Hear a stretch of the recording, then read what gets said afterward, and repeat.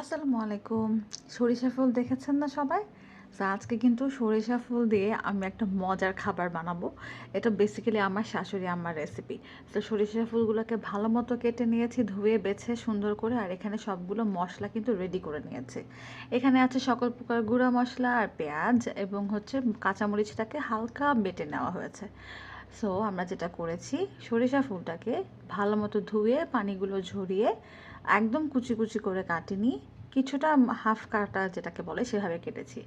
এর মধ্যে হলুদ গুঁড়া, মরিচের গুঁড়া, জিরা গুঁড়া, ধনিয়া গুঁড়া, লবণ, আদা রসুন বাটা, পেঁয়াজ, সামান্য একটু আদা কুচি আর মরিচটা যেটা থেতলে নিয়েছি সেটা, সবগুলো আমি এখানে একসাথে এখন একেবারে দিয়ে দিব এবং এই সবগুলো দিয়ে এটা আমি ভালো মতো মাখিয়ে নিব। বেসিক্যালি আজকে যেটা বানাচ্ছি এটা হচ্ছে সরিষা ফুলের পাকোড়া বলতে পারেন, অনেকে এটাকে সরিষার বড়াও বলে থাকে। এই খাবারটা কিন্তু খুবই মজার এবং আপনারা কিন্তু এটা আপনাদের বাসায় অবশ্যই ট্রাই করবেন এবং কে কে ট্রাই করেছেন আমাকে কিন্তু জানাতে ভুলবেন না। সো এখানে সবগুলো মশলা দেওয়া হয়ে গিয়েছে। এখন যেটা করব, এর মধ্যে আমি দিয়ে দিব চালের গুঁড়া এবং বেসন। চালের গুঁড়া এবং বেসন হচ্ছে এই পাকোড়া টাইপের যে কোনো খাবারকে খুব সুন্দরভাবে ওরা বাইন্ডিং করে। সো এখানে মোটামুটি আমি 2 টেবিল চামচ পরিমাণ চালের গুঁড়া দিয়ে দিয়েছি। আর এখানে আমি বেসনও দিয়ে দিব প্রায় 3 টেবিল পরিমাণ। সো এটা আসলে ডিপেন্ড করছে যে আপনি কী পরিমাণ সরিষা ফুল নিয়েছেন বা কত রকম মশলা দিয়েছেন। আপনার বাইন্ডিংয়ের জন্য যতটুকু দরকার ততটুকু নিয়ে নেবেন।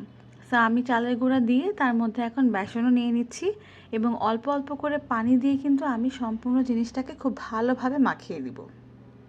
মাখাতে মাখাতে যদি আপনাদের মনে হয় তাহলে কিন্তু আপনারা আরও একটু বেসন, চালের গুঁড়া অ্যাড করে নিতে পারেন। আমি সামান্য করে পানি দিয়েছি আর জিনিসটাকে ভালো করে মাখিয়েছি যাতে খুব সুন্দর একটা মিশ্রণ তৈরি হয় এবং তেলে দিলে যেন ছেড়ে না দেয়। অনেক সময় যেটা হয়, যদি আমাদের এই মাখানোর জিনিসটার মধ্যে পানির পরিমাণ বেশি হয়ে যায় সেক্ষেত্রে কিন্তু তেলে দেওয়ার সাথে সাথেই এটা ছেড়ে দিবে এবং পাকোড়ার যে শেপটা সেটা থাকবে না।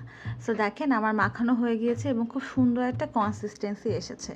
সো আমি প্যানে তেল গরম করে নিয়েছি এবং সেই গরম তেলে এখন আমি এক এক করে এই সরিষা ফুলের পাকোড়াগুলো আমরা যেরকম শেপে খেতে চাই সেভাবে দিয়ে দিচ্ছি। আর হ্যাঁ, আপনাদের কার কার বাসায় এখন গ্যাসের প্রবলেম এটা কিন্তু জানাতে ভুলবেন না। গ্যাস নিয়ে যে বিড়ম্বনায় আমরা পড়েছি ঢাকাবাসী, এটা কিন্তু বেশ কষ্টদায়ক। আমার বাসাতেও কিন্তু গ্যাসের এখন বেশ প্রবলেম। যাই হোক, কথা বলতে বলতে কিন্তু আমার এই পাকোড়াগুলোর এক পাশ হয়ে গিয়েছে, উল্টে দিলাম এবং গোল্ডেন ব্রাউন করে আমি এগুলাকে ভেজে নিলাম। তো দেখেন আমার ভাজা কিন্তু হয়ে গিয়েছে। আপনারা যেভাবে খেতে চান সেভাবে কিন্তু ভেজে সাজিয়ে নেবেন এবং এটা ভাতের সাথে অথবা বিকালের নাস্তায় খুবই দারুণ লাগে খেতে। আমরা সেদিন দুপুরে ভাতের সাথে খেয়েছি এবং বিকালেও কিন্তু আমাদের নাস্তায় ছিল এই সরিষা ফুলের পাকোড়া। এটা কিন্তু অবশ্যই বাসায় ট্রাই করবেন এবং শেয়ার করতে ভুলবেন না। ভিডিও ভালো লাগলে লাইক কমেন্ট করবেন। Thank you. আল্লাহ হাফেজ।